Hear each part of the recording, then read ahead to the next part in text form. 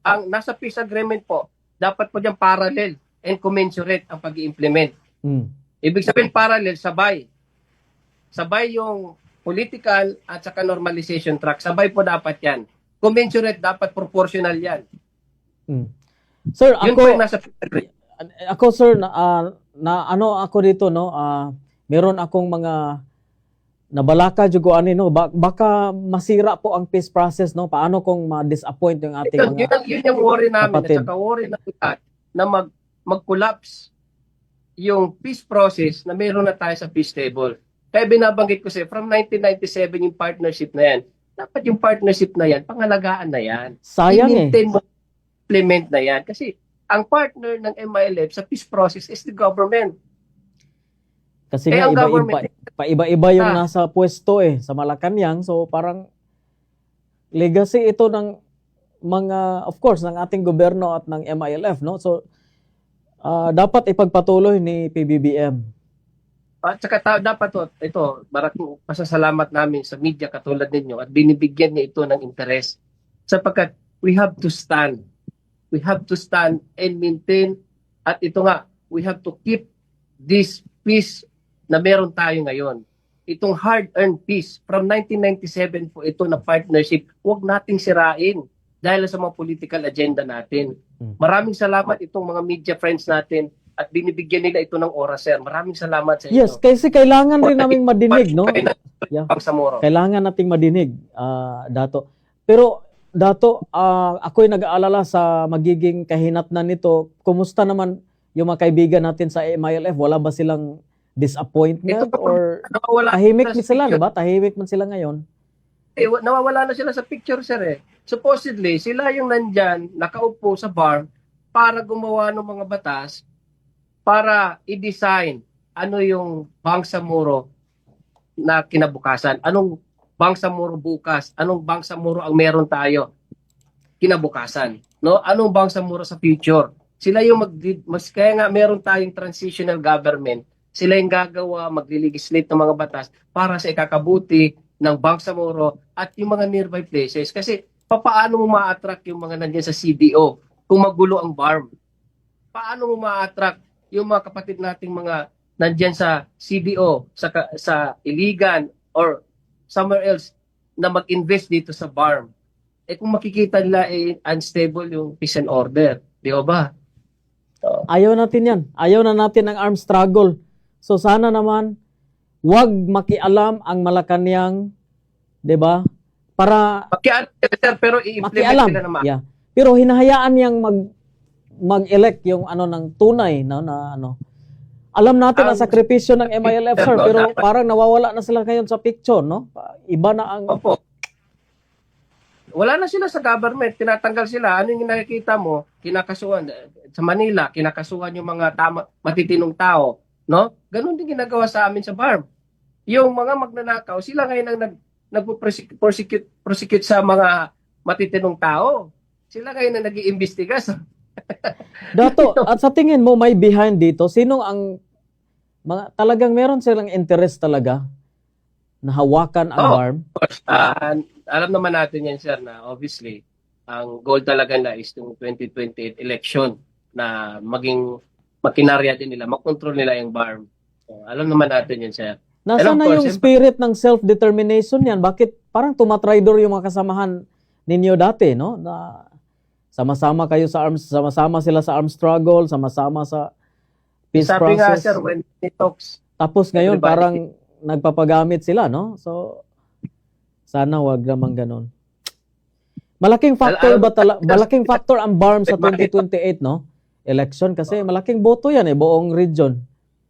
Kailangan kontrolado nila kung sino may hawak noon. So, yun yung na-file ng mga kasama natin nung Friday, nandun kami sa Supreme Court para ipatawagan din yon, no? And of course, hindi tayo titigil dito sa Supreme Court.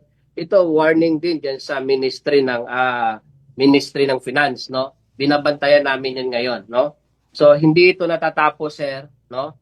Yung sa Ministry of Finance po, no? Hindi po ito natatapos. Yung si Ubayda Pakasin, no? Siya pong Ministry of Finance ng BARM ngayon.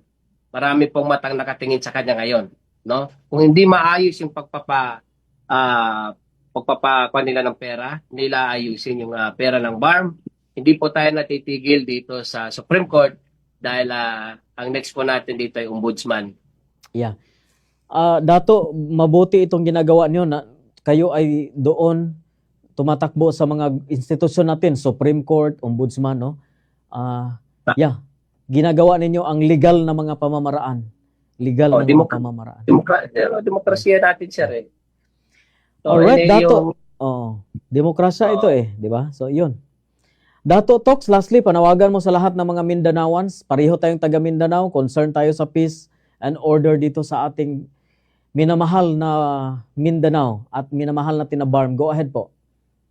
well, ang panawagan natin sa mga taga Mindanao, both Bangsamoro at itong mga nearby places na linasakop ng BARM na maaaring maapektuhan kung magkaroon ulit ng sigalot, no?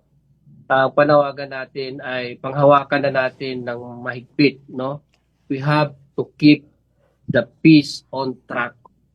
Ibig sabihin, nandiyan na sa peace table yan. Panghawakan na natin at gusto nating pasalamatan ang bawat membro ng pamayanan sa Mindanao na sumusuporta dito sa peace advocacy natin, no? Hindi pa kasi natatapos ito, sir. Nagpirmahan lang sila pero wala pa yung yung exit agreement. Yan yung pinakalas na pipirmahan yan, yung exit agreement. So gusto nating ma-maintain at ma-implement anuman ang nandyan sa peace table na yan, no? Ayaw na ho natin ng gulo.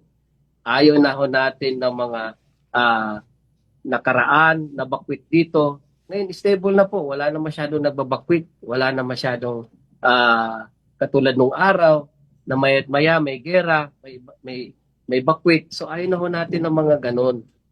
Nandito na tayo ngayon. Nasa stage na tayo ng kapayapaan. Nasa stage na tayo na kung saan i-implement na lang anuman yung nandyan sa peace table. At kailangan namin ang suporta ng bawat mamamayan. Hindi lang sa Mindanao, kundi sa buong Pilipinas. At gusto nating pasalamatan din itong mga kaibigan natin sa media. Sir, maraming salamat po.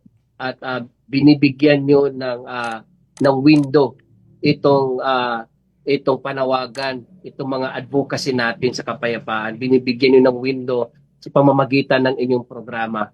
Ito po ay nagiging part na po kayo ng kasaysayan ng Bangsamoro na kapit kamay tayong panghawakan, anumang merong kapayapaan, meron tayo ngayon na nai-enjoy. Huwag na ho natin itong bitawan. Maraming salamat po, sir.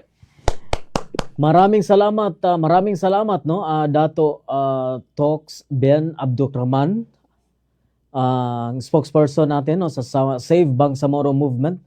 Maraming salamat. So, yan yung importanteng ngayon no, mga kabombo ka Star Nation.